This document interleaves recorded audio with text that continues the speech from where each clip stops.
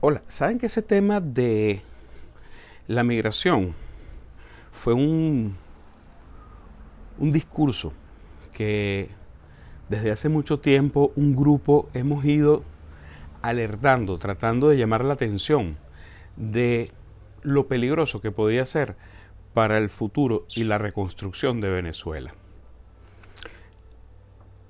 Un discurso que se masificó en algunas oportunidades, a mi juicio muchas veces, debido a la falta de una información, de conocimientos, de experiencia, incluso de experticia, de la economía de un país.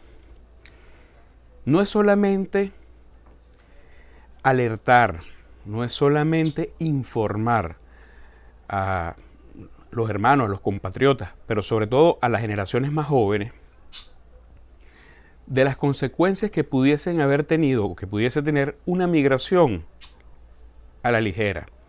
Era la necesidad de sembrar lo que hemos llamado inteligencia migratoria, de manera de hacer una migración responsable. Ese tema lo hemos hablado muchas veces. Aquí quiero tocar otro tema del por qué era importante o ha sido importante alertar sobre la migración. Y es porque ese discurso en cierta forma también frenó, atemorizó al empresario, al comerciante, al productor, al emprendedor venezolano. Yo llegué a escuchar expresiones como que en Venezuela era imposible emprender, más allá de las rutinarias de que no había futuro, etc. Cosa además que están demostrándose en estos momentos que no es verdad. Pues hay mucha gente que lo está haciendo, que está emprendiendo, que está produciendo, que está prestando servicios, que está ejerciendo su profesión. Yo estoy convencido que la situación en nuestro país no se hubiese degenerado tanto, económicamente hablando, si este discurso no hubiese paralizado a tantas personas. Si la falta de una información, por ejemplo, como conocer los ciclos económicos, que todo país puede tener una crisis, que las crisis no son exclusivas de un país, que son cíclicas, que no son finitas, que después de todo proceso de recesión vienen procesos de recuperación, además que suelen los países que están en esos procesos tener indicadores superiores a los promedios de su región. Si la gente hubiera tenido más conocimiento sobre ese tema, más allá de que la migración no hubiese sido tan alta, más allá de que la migración no hubiera sido tan volátil en un periodo de tiempo tan corto, no hubiese habido tanto empresario, tanto comerciante, tanto emprendedor que se hubiera frenado y hubiera esperado a ver qué pasaba. El mejor ejemplo de lo que yo estoy diciendo es quienes siguieron apostando por el país y mantuvieron sus negocios abiertos. Gente, por ejemplo, las voy a nombrar como Farmatodo, que más allá de que no cerró sus puertas, a pesar de que era uno de los negocios más afectados por el tema de las medicinas, siguió apostando por el país y comenzó a desarrollar productos de los cuales originalmente ellos mercadeaban, comercializaban y se fueron del país, como lo es Procter & Gamble, como lo es Colgate-Palmolive, Nivea y muchos productos más, Listerine, que ahora, por cierto, están regresando. Pero ellos apostaron por el país y comenzaron a desarrollar esos productos. Y otras empresas, alguna por ejemplo me toca, gracias a Dios, asesorar y trabajar con ellos en el área de logística, apostaron también por el país y comenzaron a desarrollar esos productos que esas otras grandes marcas habían abandonado. Eso me recuerda una emprendedora argentina, no recuerdo en este momento el nombre, que trabajaba en una empresa de publicidad, en un alto cargo, una empresa de publicidad en Argentina, por allá al principio de este siglo, por el año 2000. Y bueno, quiso hacer su emprendimiento, abrió un negocio, comenzó a producir en baja industria, pues casi que artesanal, unos productos de cuidado personal, Y bueno, decidió dar el gran paso, se retiró de la empresa, tomó sus ahorros, los invirtió en su compañía y abrió una tienda. Y abrió la tienda el día, por decirles el día de hoy, y el día siguiente estalló en Argentina el corralito financiero. Ella acudía a las grandes cadenas de tiendas por departamentos, que eran muy comunes en ese momento en Argentina, para procurar introducir su mercancía, su producto, y le decían que cómo se les ocurría que ellos iban a colocar en sus tiendas por departamento ese producto tapa amarilla al lado de los productos de renombre internacionales que ellos traían. Pues bien, después del corralito financiero, esas marcas de renombre internacionales abandonaron el país. Y resulta que estas empresas, estas cadenas de tiendas por departamento comenzaron a llamar a esta emprendedora. Hoy en día tiene, no recuerdo la cantidad de franquicias, después se desarrolló también como franquicias, abiertas en Argentina, Uruguay y Chile, y además de una cantidad importante de negocios de tiendas abiertas en Argentina, en la propia Argentina. Entonces, después, por supuesto, las marcas, cuando se estabilizó la situación en Argentina, las marcas regresaron porque ellas son así. Ellos se van cuando la cosa está fregada y regresan cuando las cosas están buenas. En cambio, los emprendedores, empresarios y productores locales son los que siempre están allí. Y son esos, los que no se fueron de Venezuela, que mantuvieron el país medianamente, o tal vez mucho menos de medianamente, operando, pero los mantuvieron. Y lo que está permitiendo que hoy muchos que aguantaron sus negocios, hicieron cierres técnicos o se mantuvieron a un nivel muy bajo, estén comenzando a hacer mayores inversiones, apostando más por el país, y mucha gente que se fue e hizo intentos afuera de abrir negocios al darse cuenta que realmente la cosa afuera es mucho más difícil de lo que pintan y que todavía Venezuela es una oportunidad, además que uno conoce el suelo donde está y conoce el mercado, y somos un mercado altamente de consumo, con gente que apuesta muchísimo, que gasta mucho en nuestro país, y que eso afortunadamente mueve las economías, porque tú comienzas por el comercio después genera producción, y la producción pues servicios y prestaciones de servicios. Esa es la manera cómo se activa una economía, y es lo que está pasando ahorita. No crean en esa tonterías de que esto es una burbuja. No, revisen la historia económica de cualquier país que necesitase entrar en recuperación y que no depende de algún producto natural renovable, no renovable, como por ejemplo el petróleo, o un commodity como normalmente se les llama, y verán que así se recupera. Y como nosotros prácticamente el petróleo ni lo vemos, porque sí existe, sí hay un nivel de exportación, tiene un precio interesante en el mercado, pero realmente nosotros no lo vemos. El mercado está surgiendo, y esto es importantísimo.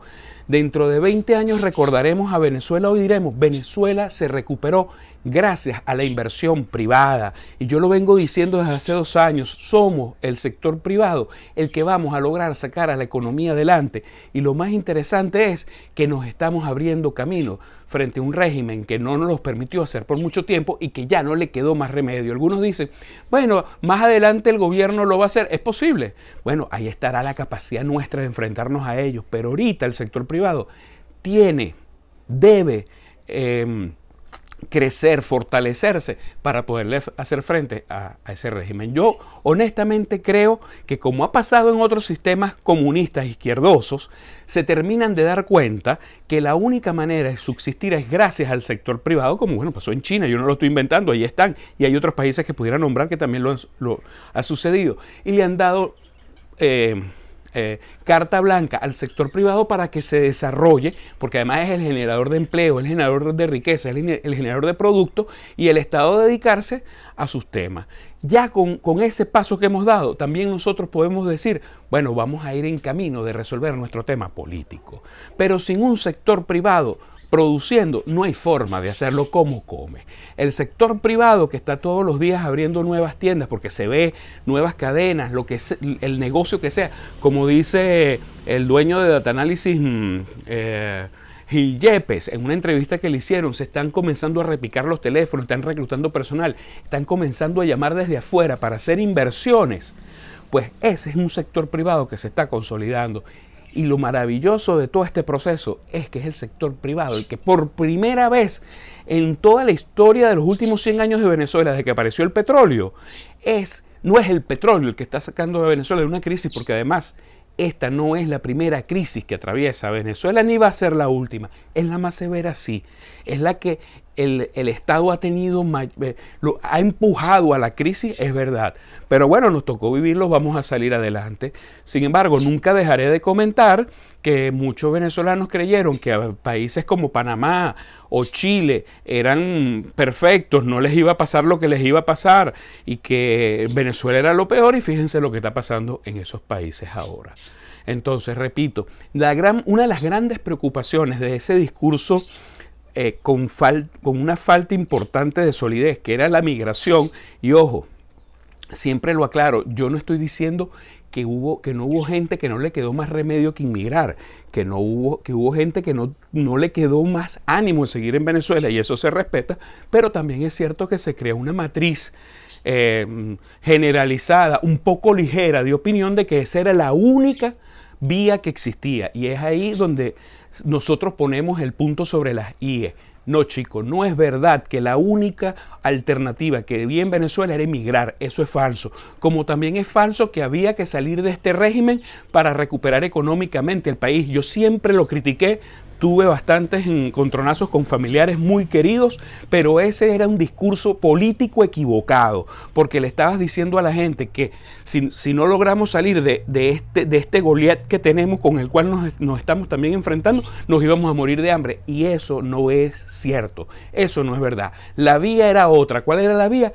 Impulsar, en vez de impulsar una migración, impulsar a que a través de un fortalecimiento del sector privado podíamos rescatar al país. Y está sucediendo, lo estamos viendo. Es verdad, no es todo el país que se está viendo el surgimiento, aunque cada día, cada región del interior comienzo a ver que también está haciendo su esfuerzo. Es obvio y es lógico que comience por Caracas. Siempre sucede así en países, sobre todo como los nuestros, con niveles de subdesarrollo, que hay muchos elementos económicos que están centralizados en algunas regiones particulares del país, que en este caso es Caracas, pero ya es un paso. Ya el hecho de que Caracas esté funcionando, o que esté comenzando a funcionar, o que hayan elementos que estén mejorando, es un triunfo. Que coño, que en Venezuela las condiciones no están fáciles, que no hay los servicios óptimos. Es verdad, es cierto, bueno, pero hay que echarle pierna. Es uno de los retos. Yo he sabido de mucho venezolano que está fuera, que tampoco tiene acceso a todos los servicios básicos, bien porque no le alcanza el dinero, o bien porque inclusive donde están viviendo, como están viviendo, tampoco los tienen. Entonces, vamos a dejarnos un poco del melodrama y de la mortificación en vano. O sea, sí estamos pasando momentos difíciles. Bueno, vale, mira, ¿sabes una cosa?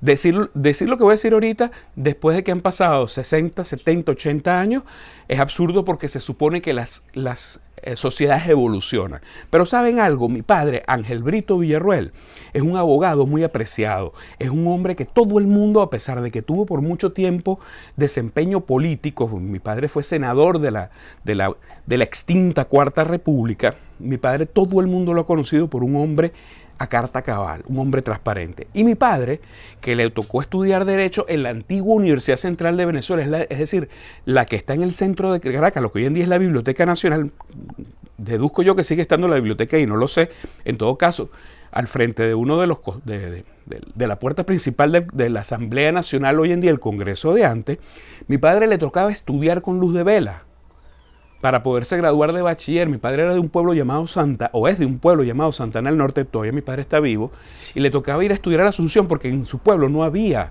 escuela, y la luz, la electricidad en la Asunción, que era la capital de la isla y del estado de Nueva Esparta, la pagaban temprano, pues 8, 9 de la noche, me cuenta mi mamá, y mi papá con una vela, primero se iba a estudiar a la plaza mientras estuviese la luz, porque no todas las casas tenían electrificación, y luego pues le tocaba, cuando se apagara la luz y tenía que estudiar, seguir con vela. Y cuando vino a Caracas también lo pasó con mucho trabajo, porque mi abuelo, lo que era tendero, tenía una tienda en su casa, una bodega en su casa, y mi abuela cosía hamacas, chinchorros, para ganarse la vida, cosa que todavía en esos pueblos lo hacen bastante.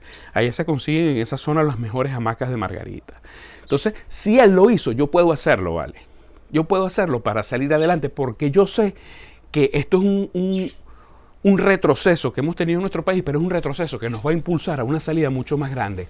Y para cerrar, le quiero decir, se ha demostrado en la historia económica del mundo que los países que caen en estos letargos, pero que tienen el poder como tenemos nosotros para salir adelante, sale con un impulso mucho más grande y se crecen sobre los países de la región, independientemente incluso del gobierno que se tenga. Repito, si uno de manera honesta, de manera neutral, evalúa todo lo que está pasando y dejando un poco las pasiones y las informaciones redes, la inteligencia virtual un poquito a un lado, y lo haces con equilibrio y conocimiento, y que estudia, hay que leer, si no, no lo puedes hacer tampoco, te vas a dejar llevar por lo que dicen los demás, te vas a dar cuenta que Venezuela ha venido en un proceso de ganar terreno. El venezolano, la gente honesta, la gente trabajadora. Los discursos hay que cuidarlos, los discursos hay que cambiarlos. Estoy cansado y ya poco a poco, si ustedes evalúan, van dándose cuenta cómo la gente ha tenido, los habladores de pistola han tenido que irse callando. Hace 1 año y medio atrás no quedaba nadie en Venezuela, según estos líderes del teclado. Según ellos decían que todos los jóvenes se habían ido todos los talentos. Ya hemos visto que se han ido 4.700.000 personas, pero quedan 28 millones de personas en el país, porque además de que no se han ido todo el mundo, más bien la mayoría se ha quedado, han nacido nuevos venezolanos. Y lo más interesante, muchos venezolanos están regresando, y por algo tienen que estar regresando. Ese es otro de los discursos: no regresan porque son flojos. Ya lo hemos hablado otras veces. No sean maleducados, no sean groseros, ¿ok? Porque conozco gente muy talentosa que se dio cuenta que afuera era mucho más lento desarrollarse que crecer, que afuera te podías ir con muchos conocimientos, con estudios universitarios, pero que afuera actualizarse era mucho más difícil y mucho más costoso. Y aquí en Venezuela todavía hay centros de formación extraordinaria, también lo hemos visto bastante. De tal manera que la gente está comenzando a darse cuenta de que sí hay fórmulas, a pesar de la crisis, de conseguir oportunidades y luchar contra ellas. Y eso es lo que está pasando en nuestro país. Entonces, gracias a Dios, estamos en un camino que nos da mucho que esperar y muchas esperanzas. Eso sí, van a haber momentos de crecida, porque el crecimiento no es en una sola línea. Eso tiene sus vaivenes, eso tiene sus fluctuaciones. No hay que desanimarse por eso. Hay que animarse por todas las cosas buenas que se están viendo. Un país como el nuestro, que tuvo el año pasado 2 apagones de luz, 2 cortes eléctricos de tiempo prolongado de más de 72 horas, que todavía hay regiones del país que tienen problemas bastante severos, que todavía inclusive aquí en la capital constantemente tenemos cortes, y que en ese mismo año haya habido un repunte del sector comercial como el que hubo, eso va a marcar historia. Hoy no lo vemos, pero en un futuro se va a hablar de ese tema, de la fortaleza, de lo grande que es el venezolano. Ahí hay un reporte que publiqué hoy en mi Instagram, los invito a que lo vean, con referencia al crecimiento de la ocupación del sector hotelero en el mes de enero, y que vienen con una tendencia creciendo desde hace ya algún tiempo. Eso quiere decir que la gente está saliendo a moverse, a hacer negocios y también a disfrutar fines de semana. Lo vemos también en los movimientos que hubo ahorita en carnavales. Lo vimos el año pasado en la parte comercial con el Viernes Negro, en fin, y con las ventas en diciembre. Hay demasiados indicadores. Lamentablemente no tenemos indicadores numéricos por una sencilla razón. Hay una información real, formal, que es la que se tiene a través del Bolívar, que tiene los indicadores contra el piso, pero hay una información real también, pero no formal, que es la que se maneja por el dólar, que no tiene en estos momentos ningún registro contable, y por lo tanto no se puede llevar ninguna estadística, ningún indicador de crecimiento, pero que es visible, es palpable. Gracias.